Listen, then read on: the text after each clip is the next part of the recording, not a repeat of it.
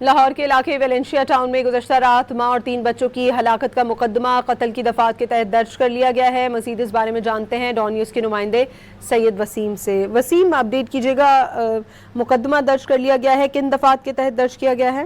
मां और 3 बच्चों की लाशें जो है वो मिली थी, जिसका मुकदमा अब थाना में दर्ज किया गया है। मुकदमा पुलिस की रवैयत में दर्ज किया गया है। उसमें कत्ल की दफात जो है वो लगाई गई है, क्योंकि हालात और वाकयात की रोशनी में बच्चों को कत्ल किया गया है। इसके अलावा वकीलों के रोज फैले अलवा चावल और सालन जो है वो बताया गया था। थानों के नमूने लेकर फॉरेंसिक रिपोर्ट भी भिजवा दिए गए हैं।